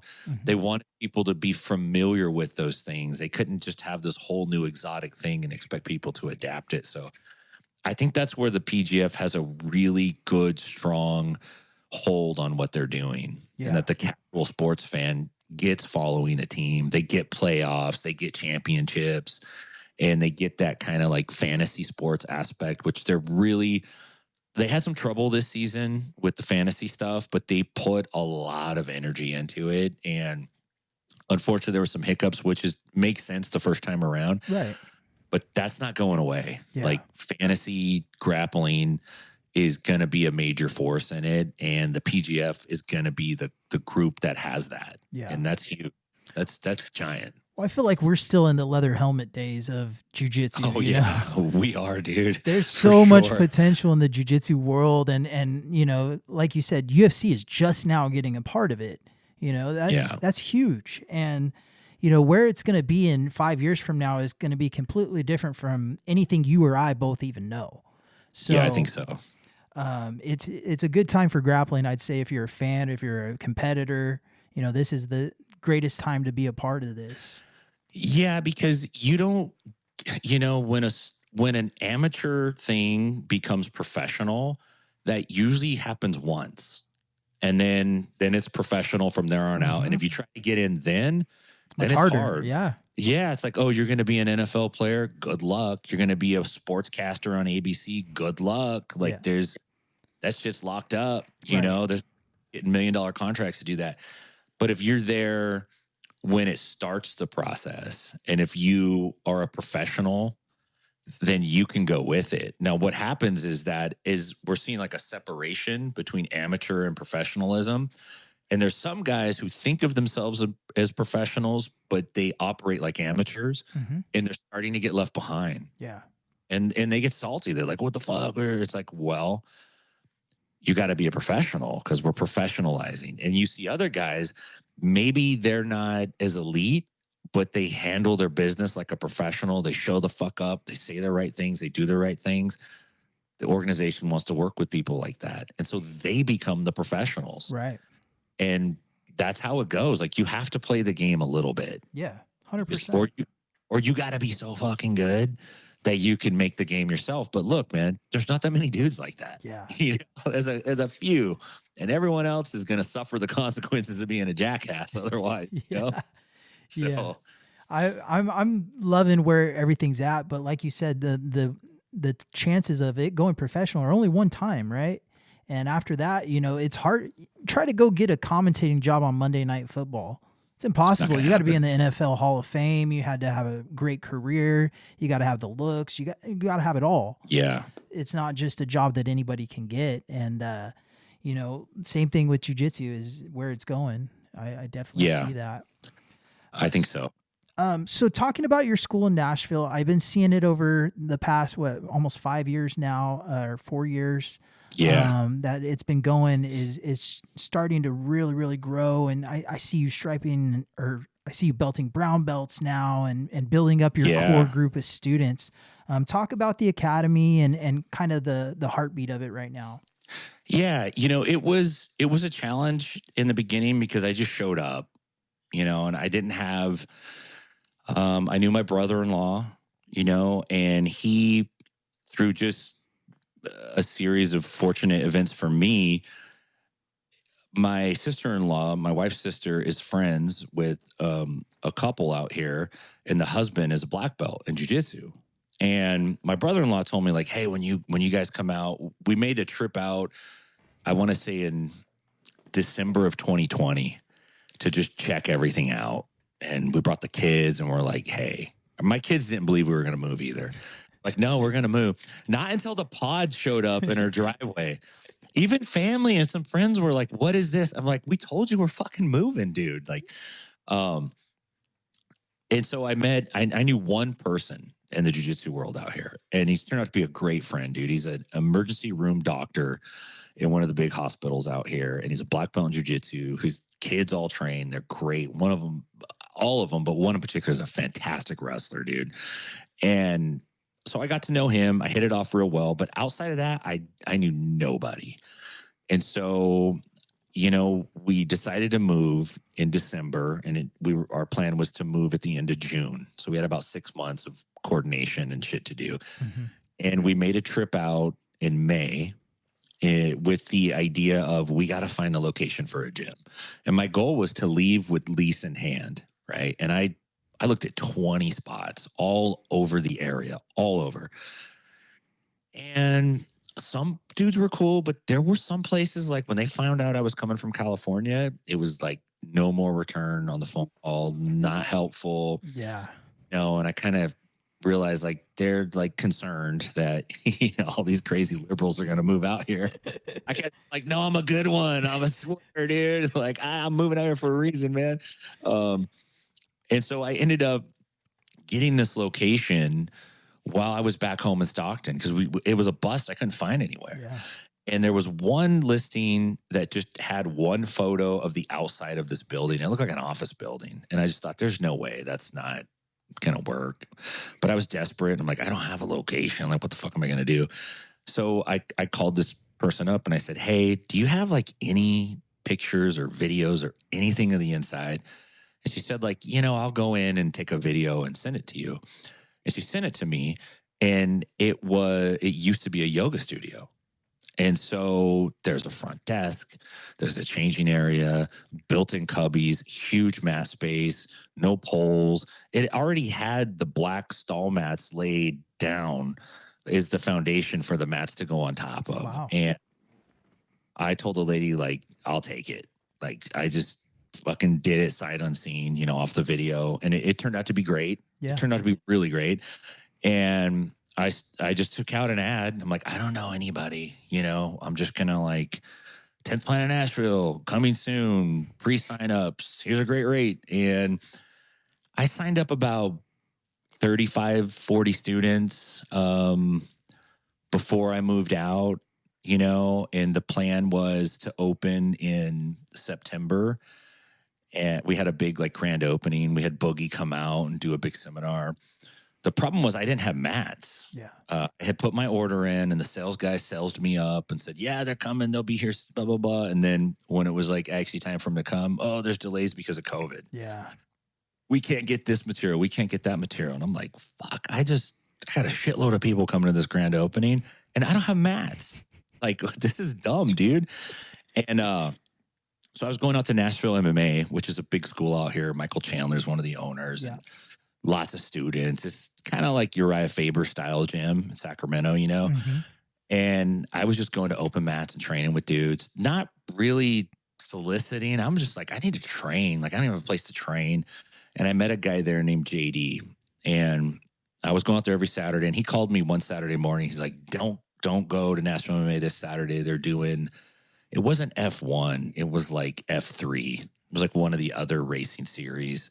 And he's like, all the streets are going to be blocked off. You're not going to be able to get here. And I was like, damn, I wanted to roll.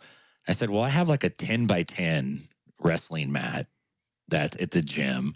I'll meet you down there, JD, if you want to roll, we'll just roll there. And he goes like, well, why don't you have mats? I'm like, well, because they're on order and like they haven't come. And he's like, what? You have your location, but you don't have mats. And I'm like, yeah. And he goes, listen, man, I have like a warehouse full of mats that I bought during COVID because we thought we weren't going to be able to roll. We were going to roll in my warehouse. He's like, I want to bring them down and set them up for you so you can open your school, start making some money. I didn't have to pay rent for 3 months. So I was able to buy it. I had 90 days. And dude, I'm just like so Stocktoned out. I'm like, no, dude, I don't need your mats, bro. Because I'm thinking like, what the fuck do you want? Yeah, what's your intentions behind these mats, Exactly, dude. It's different though out in Nashville. There's good people. Totally. Oh my gosh, dude. And one of the things I told myself was like, I gotta lose this chip on my shoulder. Like it's necessary in Stockton. You'll die if you don't have it. Right. You have to have a little bit of callousness, right? But I'm like, I gotta make a new start, and I told JD, like, nah, dude, not interested, dog. And I thought about it for like 20 minutes and I called him back and I'm like, I owe you an apology, dude. I really need these mats, but I just don't trust you because I'm just not used to this. And I'm used to people like having all these motives. And he's like, oh, that's nonsense, son. I'm coming over right now. Send me your address. And he came and got me. We went and got his mats. I set them up. I opened class the very next week. Wow. So I was able to start charging tuition without paying rent for 3 months. And it helped kind of build up of a nest egg that I was able to stay alive, you know. And eventually the mats came like a week before the boogie seminar. Yeah. You know, I got them in, we got set up. I met a couple dudes that were new to the area, and it really became the gym, especially because I didn't have any drama. And Nashville's just like everywhere else, man. There's like this school, these guys broke off of this school 15 years ago, and now these guys don't talk, and those guys do, but then this guy and that guy doesn't. And I'm just like, yo, I'm not involved in any of that. Everyone can train here. Like, I love everybody. I'm not trying to have no beefs. Yeah. Every fucking welcome. And people started coming to train just because there was no political bullshit affiliate. It was just like, you can just go train. It's a new school. And there's a lot of looky-loos who's like, we're going to check this dude out. And, so it started to grow from there. And it really, the culture became the place where people who are new to the area, they're like, oh, I'm looking for schools to train at. They started gravitating to 10th Planet Nashville because everybody in there was new to the area.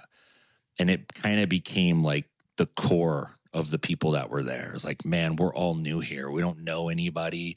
We're from all these different places around the country. And it's still that way to this day. So many of the students are new to the area. There's a few OG, like I got this one dude he's Chinese, but he's born and raised in Tennessee. And he's got a little bit of a twang on his voice, but like his parents are traditional Chinese, dude. It cracks me the fuck up, dude. So I got some dudes like that, but a lot of the students are people that were new to the area. And it takes time to build people up, you know. And I got one dude that I just gave a brown belt to who started jiu-jitsu in, I believe it was 1999. Oh, wow. All right. Yes, dude. Trained for, I want to say 7 years in Atlanta at the head school in Alliance with like Cavalcanti and Fabio Gurgel, and was just like in that strict ass like thing, man. And then he quit, got his purple belt, was purple belt for a while, and just stopped training. I don't know if he moved. I don't know what happened, but he didn't. And then he didn't train for like 9 years. Wow. Took a huge break. You don't hear too many purple belts, you know, leaving. Never, dude. Yeah. If they do, they usually don't come back. Yeah. Not after 8 or 9 years. Took a long break. And then he said he trained for a little bit and then took another break for a couple years and then showed up in Nashville, rolled in. And I remember when he came, he's like, you know, I've trained for a long time, but I have not trained in I have experience, but it's been a long time. And so I just want to go slow. And he was like in his 40s, you know, and I'm like, okay. And I'm thinking in my head, let's see if this guy's really going to go slow. Cause you know how that famous thing is, like, go light, bro. And it's like, there's no going light.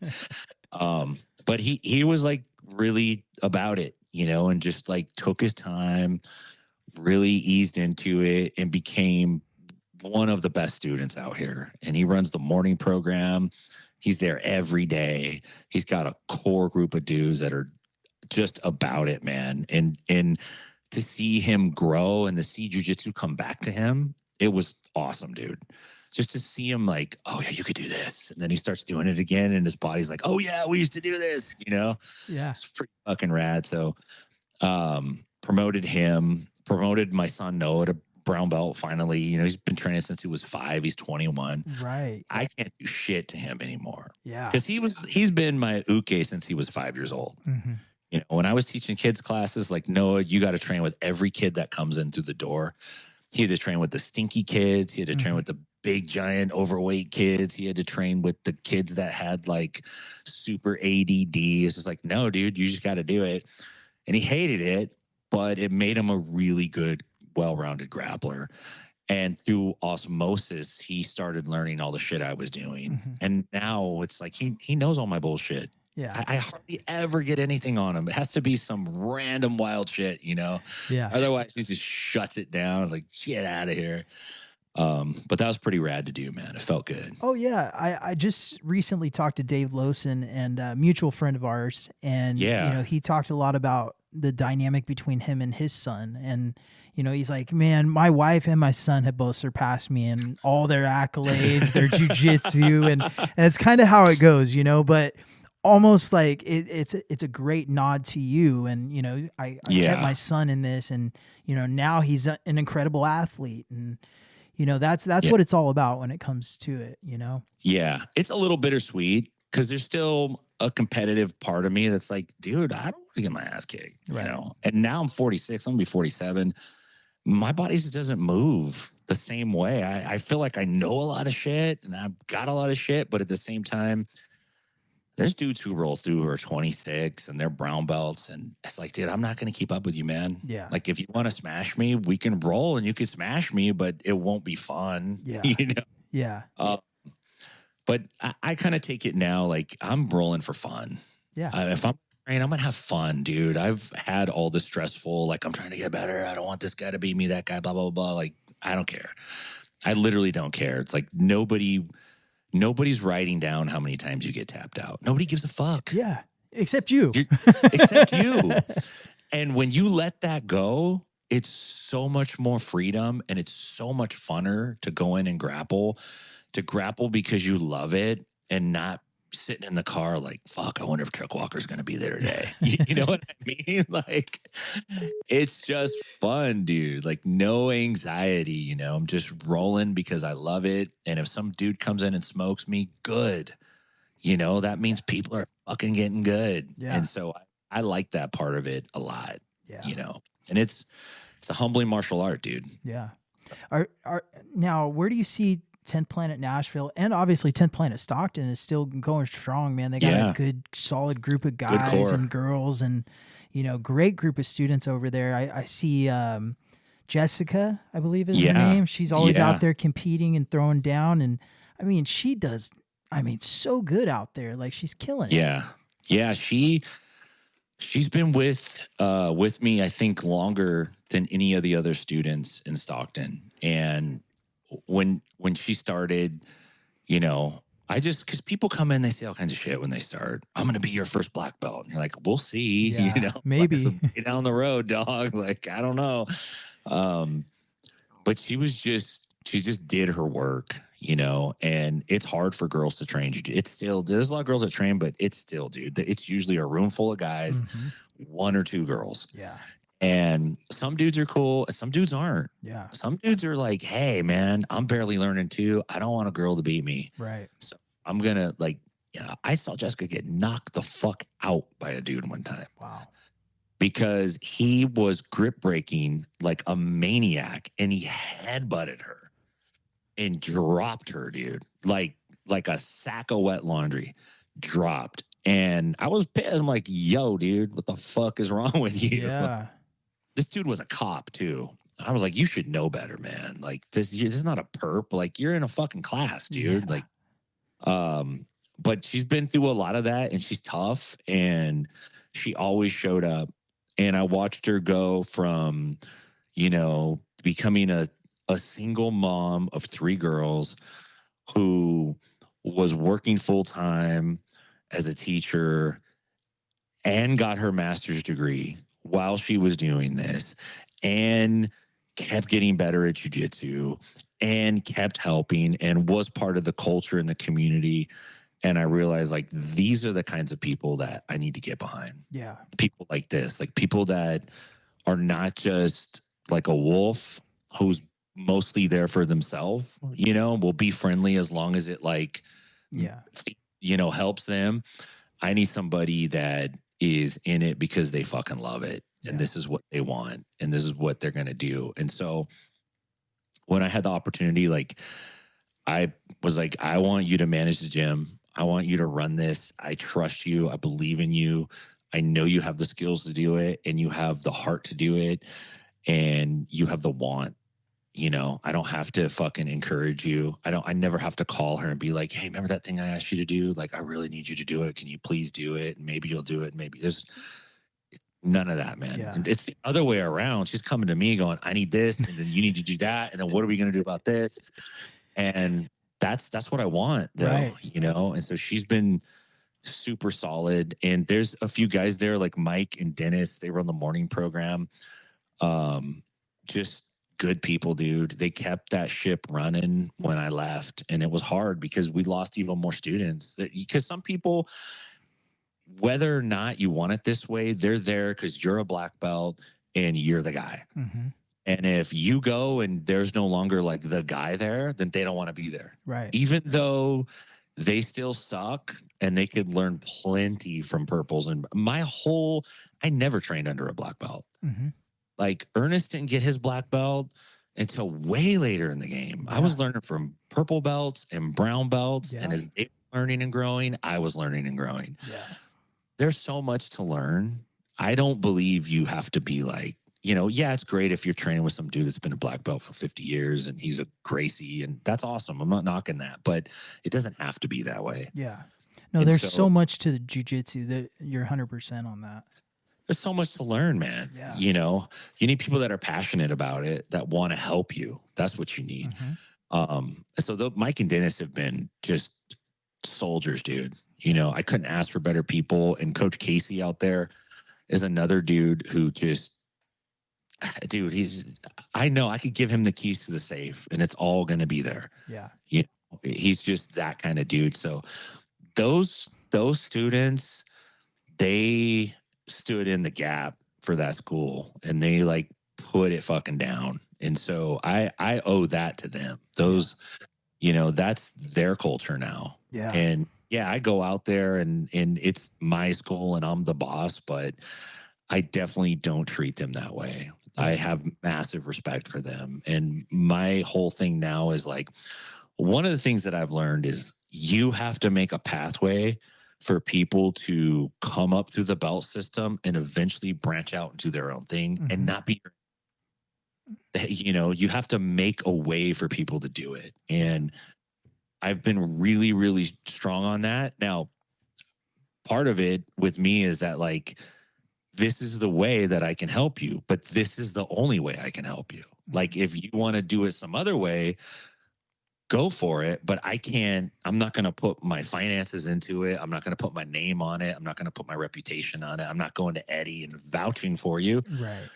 But if you do it the right way, then I will. 100% I will, And so not everybody likes that because, patience is hard to have, dude. Yeah. And there's no shortcuts in it. And if you want to take a shortcut, it's like, dude, you're going to have to do it on your own time then, you know?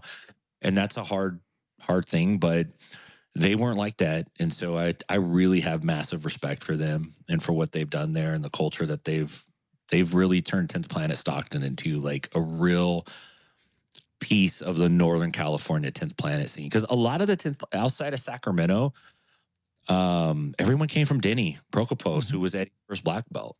All those dudes like Alex in Walnut Creek and Mike in Oakland and Gino in Daly City, Adam in San Mateo. Those dudes all came from Denny. Yeah. And I was the only one that was like, who's the fucking new guy? Yeah. Who's this guy? I know Denny and I knew Denny, but I wasn't one of Denny's guys. And so it was hard at first to like build into that culture because I didn't have the same shared history with them. But that crew in Stockton has done a fantastic job, man. Yeah. They're all over. They're all about it. So I couldn't have asked for better people out there to do that. So, well, you really have to, being a business owner and having a business in another state, you really got to trust the people that are around you. And dude, yes, you could come back to a disaster or you could come back to a thriving gym. And, I'm sure it can go either way, but with the crew that you have and the trust that you have in them, and like you said, you're bringing them up at the same time, and empowering them. So, it sounds like you got something special going on. And when you have these dudes coming up, like at a certain point, you have to give them the keys to the car and let them drive. Right. And some people will be responsible with it and some people won't. But ultimately, you won't know that until you put them in the driver's seat. Yeah.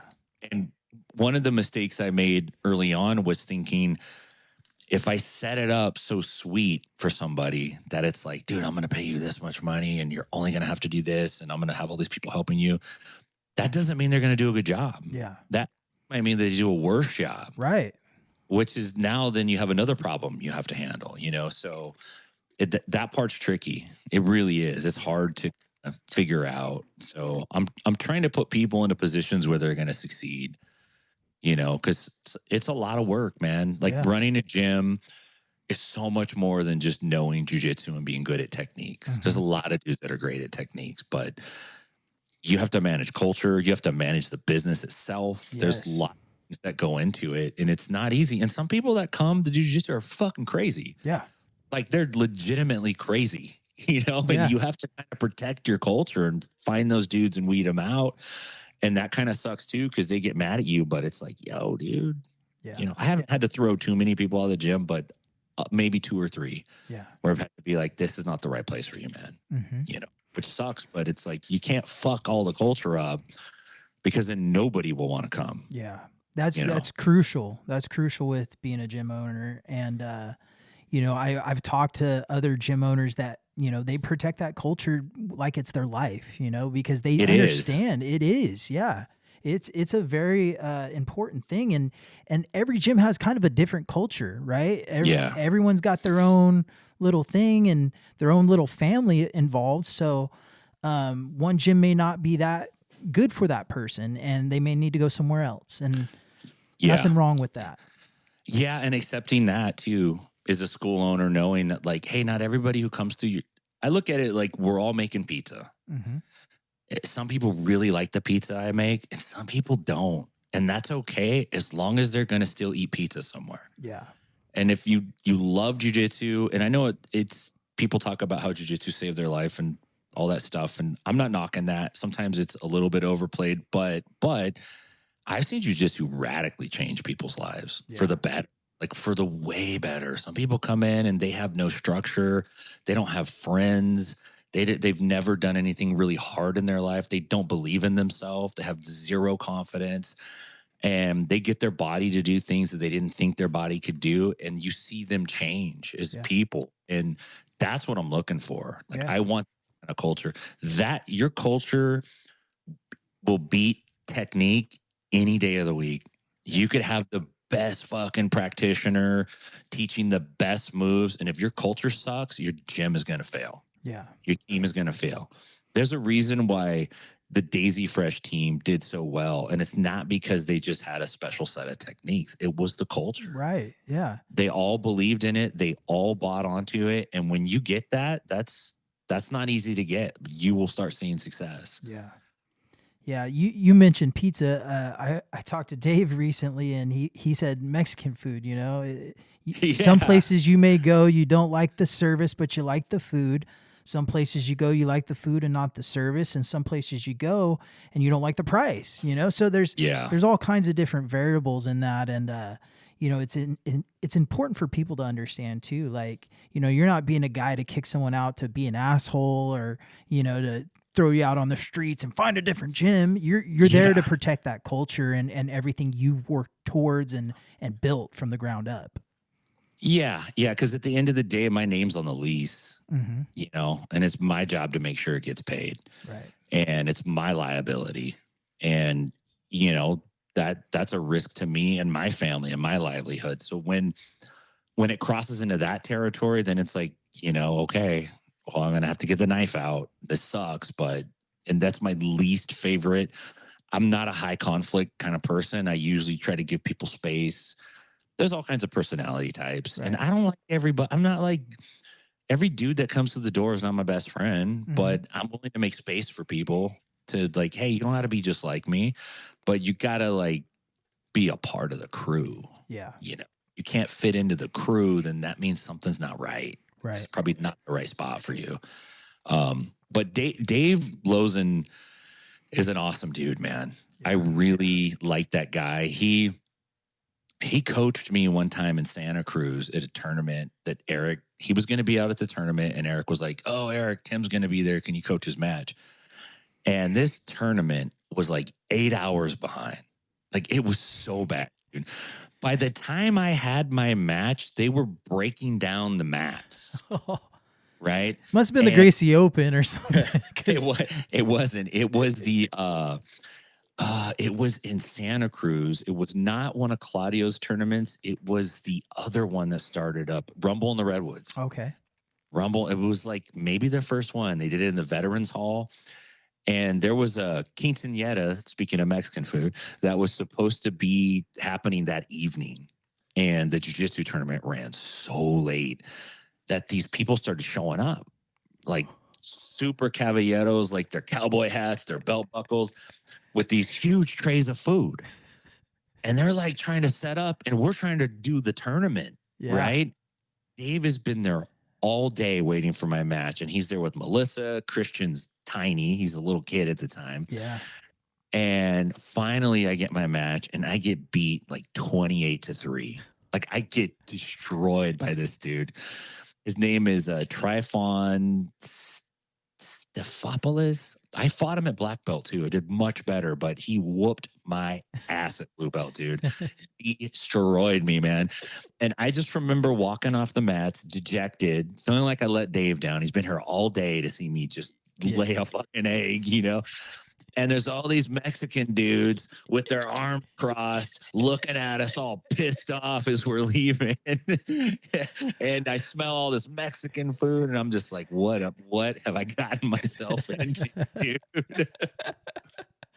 But Dave was there, man. Yeah. And when we went out to visit, so we took a crew of kids from the wrestling team out here. My youngest son, Nate, wrestles for Franklin High School out here. And we drove him to Orlando. It's like a 13-hour trip. Big old giant cargo van full of sweaty, disgusting wrestlers. And the gym they were supposed to train at, the guy that was going to like hook it all up, dropped the ball, and it fell through on the way out there. And they're like, we don't have a place to train. And I'm like, well, we're going to Orlando. I'm like, I know one person in Florida who I could probably call in a favor to and work something out. But I have no idea if Dave's gym is even near Orlando. It turns out that it's very, very close. Oh, wow.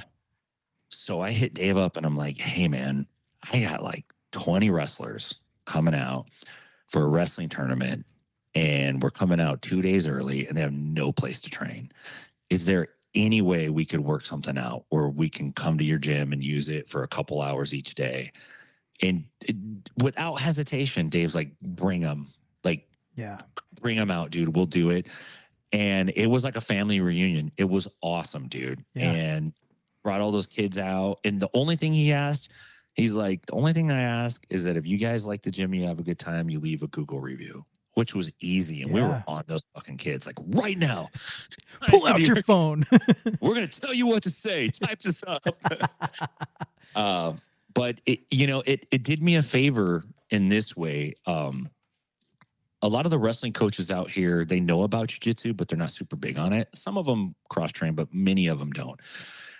And I would go to the wrestling meets and talk to the kids, and the coaches were nice to me because I was a parent, but I felt like they did not have a mutual respect for me as a grappler until I was able to hook them up with that and get on the mats with them and roll with them. And then they're like, oh shit, this guy's like, he knows what's up. Yeah. You know, then that changed the dynamics of my relationship with the coaches and the wrestlers. And eventually we have a wrestling class out here that's on Monday nights. Our wrestling coach went to ASU on scholarships. Great wrestler, dude. Great dude. And I told all the kids in Franklin on the wrestling team, like, you guys could come train for free. Come to wrestling class, man. It's Monday and Wednesday night, 6:00. Just show the fuck up. That's all you have to do. And for a while, they're like, yeah, maybe, you know. And then finally, kids started rolling in. The word started to spread. And that helped them, but it also helped us because my own guys were going to the wrestling class. And now they got all these wrestlers to wrestle with. And yeah, they're 16, 17, but they're fucking good. Yeah. You know, they're real good. So that was really helpful. Like I'm trying to help out as much as I can. Like that's an asset. The gym is an asset. And if I can use it to help my friends, I'm going to do it. Yeah. You know, like, why wouldn't you? No different than if you owned a bar and you're like, hey, you know, my homies can come. We're going to go hang out at the bar. Like, don't worry about it. It's on the bar. Like, let's go. Yeah. Well, I don't have a bar. I have a gym. Yeah. You guys want to train? Let's go. I know a place that has a gym. Right. So. Yeah, man, that's, it's awesome. You know, and the relationships you create through, you know, jiu-jitsu foster those things in the future, you know, like, without Dave, you know, that trip could have been a disaster, you know, and it would have been. Yeah. Yeah. It's important. And I just wanted to, in wrapping this up, I just wanted to get into, do you got any announcements, anything going on at 10th Planet Nashville or 10th Planet Stockton you want to tell anything about? You know, we have a couple things out in Nashville. We have a seminar coming up with Ian Butler, who runs a big wrestling club, one of the highest ones in the country. He is a 10th Planet dude out of HQ down in Los Angeles. That's probably going to be coming up in the beginning of the year. We were going to try to do in November, then we had to push it back. So we're looking forward to that. Out in Nashville, we have the Guardian program, which is a jiu-jitsu scholarship for kids. And originally we were trying to get teens in because I don't have a kids program out here right now. So we were looking for teens that could do the adult class, which was a real hard sell. It's hard to find teens that like have never trained that are willing to come and train, especially once like the boys discover girls. Just forget it, dude. Yeah. Like they're gone forever, you know? Yeah. So we're going to launch a kids program in January, and we're going to piggyback on that with the Guardian program and try to find kids that come from a background where, for whatever the reason is, they can't afford jiu-jitsu. You know, and there's lots of reasons. Sometimes it's just their parents are broke. Sometimes it's because they live with a relative because their mom and dad's incarcerated, or they don't have parents around, or whatever the situation is. So we want to be able to give back and help. I think there's value in kids and teens being around adults that are getting the fuck after it. Yeah. You know, because you might get your first job that way. Yeah. There's people that own their own bit. Yeah, exactly. You know, and that's a level of mentorship that is missing for a lot of young people, you know. So we're going to launch that coming up in January out here in Nashville. So I'm really looking forward to that. Out in Stockton, we don't have anything major. I am working to get Denny Prokopos out there to do a seminar, probably somewhere in the beginning of the year somewhere. I got too much shit going on right now to do it right now.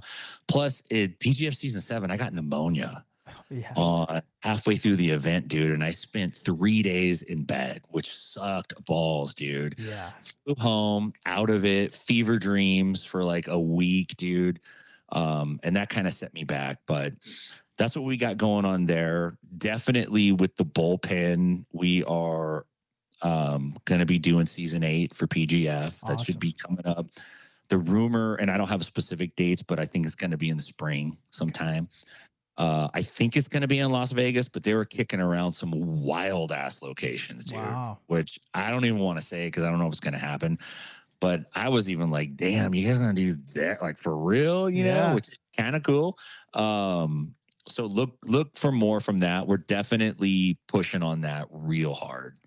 I think there's a lot of value in that, and I'm just not going to let off the gas this time. You know, I love doing this, and I had an opportunity to do it a long time ago, and I stepped on the gas and did it, and I'm just going to keep going. You know, it's fun, and we're building the culture. What you're doing with the podcast, it's help. There's somebody's listening to it right now. They're inspired by what you're doing. Even if you don't think the numbers look right, the numbers are never going to look right. Yeah. They only look right when you're fucking Joe Rogan. Yeah. You know what I mean? Outside of that, you always feel like you're hustling. But if you do it because you love it and you're real about it, that resonates with people. And ultimately, that's the best thing you could do. Right. Whether you make $1 million, I want to make money. Like, I'm American, dog. Like, I'm ready. Bring that money in. You know? I'm a capitalist pig. Like, let's go. But even if there wasn't, you know, I still want to be talking about jiu-jitsu to people and breaking it down. It's fucking fun, dude. Yeah. Very few things like this in life to be a part of. So I feel really lucky to be part of the jiu-jitsu world. And I wasn't a tough guy. I'm still not a tough guy. I was just a regular. I'm just for real. I was just a regular dude. I could eat a shit sandwich every day. Yeah. You know, and I'm not eating anybody else's anymore. I'm only eating mine. But, you know, I eat it every day, and I don't mind, dude, because I know in that there's opportunity to grow and become better. So, Yeah, it's been awesome, dude. Yeah, dude. And it's been an absolute pleasure having you on. It's been a long time since we've got to catch up. And, you know, like I said, I've been a huge fan of your podcast, and I've been following you and everything that you've been doing over the last several years, dude. And it's awesome to really see the growth. And I mean, don't take this the wrong way, but you're probably not the guy I thought that was going to be doing all of this. I know, dude. I'm the Forrest Gump of jiu-jitsu, dude. I just feel like showed up, all the cool shit. I'm like, yeah, I was there. And they're like, you were there? I'm like, I don't know, dude. I was just there. I was there. But it's been an absolute pleasure having you on, man. And thank you to everyone for downloading the podcast. Go check out 10th Planet Nashville or 10th Planet Stockton if you're in those areas. Tim is a wonderful guy, and you're going to get some good training in no matter what. So other than that, man, is there anything else you want to let us know about? Dude, just thank you for having me on, man. Yeah. I appreciate what you're doing. Keep banging on the podcast. Keep doing it. Like, it's valuable. And there's got to be a jiu-jitsu podcast out of Stockton. Yeah. It has to be, dude. So you're picking it up and you're running with it, man. Someone's got to fucking do it. Somebody's got to do it, right? Stockton has a rich fighting history. It really does. And there's a lot of talented dudes that came out of Stockton. There's a lot of great grappling there. And I think it's dope, dude. So keep it up. And with your gym, man, like, I'm glad you're training with Anthony and not me, dude, because that's a fucking animal, dude. He's a beast, man. The first time I ever trained with him was at Eric's, and he's like, Tim, roll with Anthony. And I'm like, fuck, that guy looks like a gorilla, dude. Like, what? And I remember just holding onto his knee, dude, and he was thrashing me all over the place. And I was like, it's like I was holding on to a rodeo bull. I was like, fuck, I gotta stay connected. That guy. I saw an MMA match with him where I'm not shitting you, dude. He shoved a dude so hard, he pushed him across the fucking cage, dude. Like, the guy went airborne just off of a boom, just like a push. Like, get the fuck away from me, push. Lifted that his feet, dude. That guy's something else. I'll tell you a quick story. I caught him in a triangle one day in my garage. And it was a little small, you know, like 15 by 15 mat area. And he picks me up out of the triangle, like Rampage style, and threw me across the garage into the wall. And at that moment, I was like, hey, we got to get some wall mats, because my head almost went through that shit. So he's powerful, man. Yeah, he is. But yeah, dude, it's been awesome having you on, brother. Awesome catching up with you. I wish you nothing but success in the future, and be looking out for the Grappling Bullpen. See him on PGF Season 8. And, man. We look forward to seeing more of 10th Planet Nashville and 10th Planet Stockton, brother. Other than that, Dave, I appreciate it.